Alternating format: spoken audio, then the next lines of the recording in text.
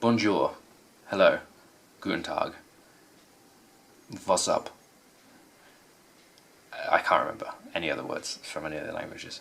Konnichiwa. How you doing, guys? First off, I know I said I was going to upload a video yesterday and I didn't, and that was mostly because on one hand I was busy, on the other hand I really just felt like, oh, I can't be bothered to go near any technology, I just want to have a day away from it. So from now on, Sundays are no video days. And I might extend that to Saturdays as well, just because it's nice just to get away from technology and being near a computer for a while. And it'll be more beneficial, I think, in terms of my creativity and feeling, coming up with things that may be a bit more better to talk about, more in depth and whatever. Blah blah blah blah blah blah blah blah blah blah blah.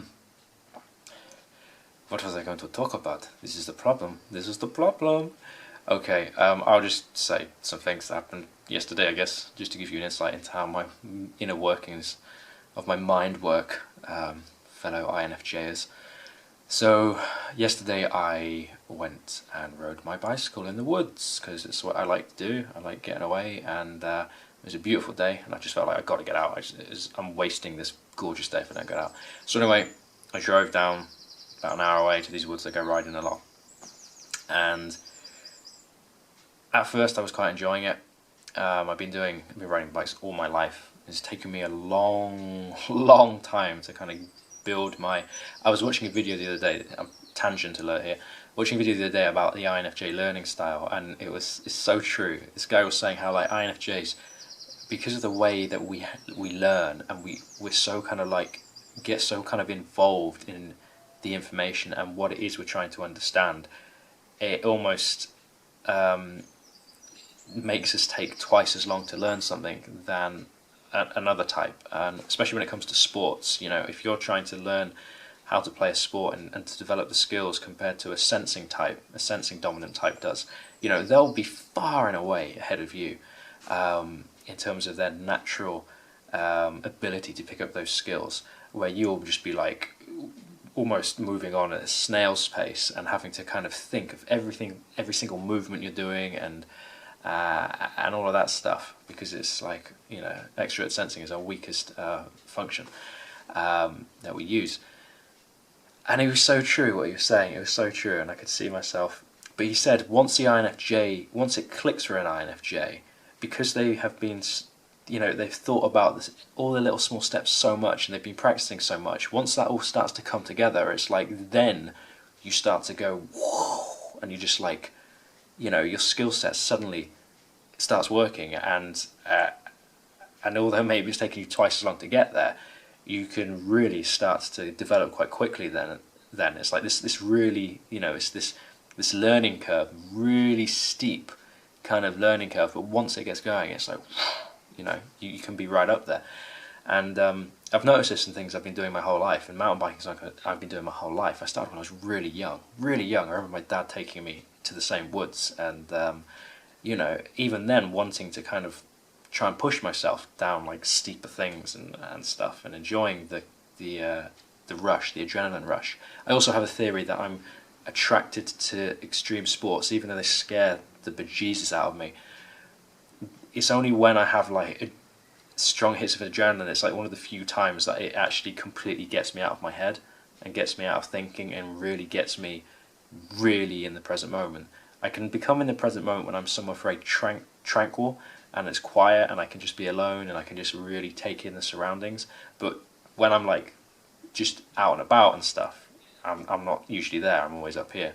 So when it comes to sports and stuff, I like sports that are pretty intense, because it really, yeah, it snaps me out of thinking, and I like that. And I've always been fairly good at those kind of sports, even though I have to, if I want to get good in terms of, you know, other people, I have to really focus. And anyway, if it only feels like I'm getting to the point with my mountain biking where I'm reaching a level that I'm happy with, and a skill set that I'm pretty, you know, I can still go further, but I'm pretty happy with it. And I was just like riding around, it's like, oh, this is fun. And this whole concept of fun kept on playing on my mind, because I was like, well, is it fun? Is it as fun as it could be? Is there something else that could be more fun? can I just enjoy it for what it is, you know? Because there's a part of me that is a little bit of a show-off, I'll be honest, and I like to kind of, because I spend so much time trying to hone these skills, it's nice to either ride with other people or to maybe show off a bit in front of people. But I was really questioning this. I was like, well, can I just have fun without my ego being involved? Can I literally just go somewhere and just ride my bike away from everybody and enjoy it, and just be at peace with that, and not need to be like the best, not need to be competing, not need to be proving myself to anyone else, and just do that. And in a way, it was weird, because I got to the point where I was just like, oh, you know, what's the point of this anyway? You know, because once I take that factor out of it, I was like, I'm not even sure, you know, I'm not even sure where my enjoyment's coming from. And I just had this weird kind of just like, oh, what am I doing? What am I doing here? why do I pour so much time and effort into this when I could just maybe just be sitting down somewhere and just be perfectly happy? But anyway, I thought, no, screw that. I'm going to go and actually do something. I'm going to go ride some stuff I really enjoy, away from the crowds, away from, not ride these tracks that I think I should be good at riding. I'm going to go and find something in the forest, that's the kind of stuff that I really enjoy. I'm trying to use this as a metaphor, by the way, for other things as well in life. Something I really enjoy. And anyway, I started riding this other place when I eventually found it, because I got completely lost. And on my way to getting there, when I got lost, I also had this other weird epiphany, I guess you could say. Really strange. And this is how my mind works. The slightest little thing, I go off on this rabbit hole search, chase, philosophical mind, like mind implodes and just like sinks into this kind of, oh, what does this mean? And as I was trying to find these trails in the wood that I knew was more suited to the kind of riding I really enjoy doing, I got lost trying to find them. And I'd left my car parked on the side of the road, and I was like, oh crap, I don't know if I'm going to have to find my way back to my car. Oh no, what am I going to do? And it was starting to get quite late in the afternoon. I was like, I'll have to, you know, I'll need to be driving home. You know, it's a good hour away from my home. And I suddenly had this like little surge of anxiety. I was like, oh gosh, you know, am I going to get lost? Because these woods, they all look the same wherever you turn. And suddenly you're just like, oh my gosh, where am I? It's very easy to get lost in them. And I was like, I need to get back to my car so I can get home. And then as soon as that word home went through my mind, suddenly I questioned it. See, this is the problem with being an INFJ. Suddenly I questioned, I was like, well, what is home? I was like, home I'm talking about is just four walls, you know. And even my family, who I love dearly, eventually we will all go our separate ways via the separation of death. So even then, it's not really home. It can't last forever. It's just what I'm used to. So I was like, well, what is home? Well, I guess I'm home, because I'm the only person who can ever experience life from my own point of view, through my own body. So therefore, home is me. So therefore, why am I anxious about trying to get to some physical location and call it home, when quite aptly I could sit down, cross my legs under this tree, and maybe call that home, if I could be at peace with myself. Very spiritual, like, oh.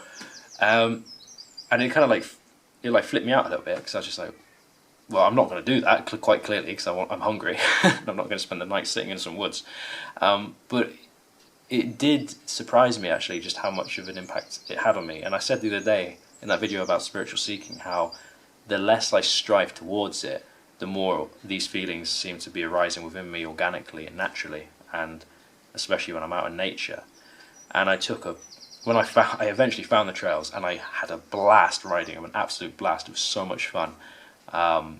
Really enjoyed them, and had some really good time developing my SC doing that, and getting a really good adrenaline buzz. But when I took some time out and I just kind of looked around these woods and I listened, the only thing I could hear was birdsong, and that was it. And I realised in that moment that, you know, silence is all pervading. It's around you all of the time. You know, of course you have sounds, natural sounds like the trees creaking in the wind and the sound of the birds. But any other sound that was there was being created by my own mind thinking, and my ego yabbering on inside. And that's when you experience that, it's quite an amazing realization, because you realize that, yeah, noise in terms and silence is there's always silence anywhere in the world, and the noise that is created is actually from your mind. Of course, there's noises outside, but those noises, they come and go, and underneath that is just silence.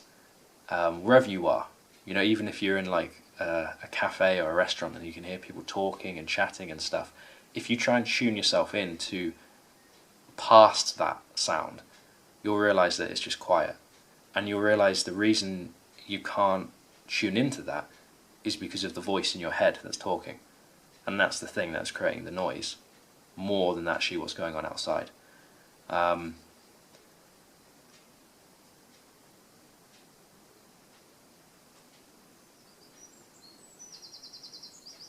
Silence, complete silence, with a bird singing in the background all the time.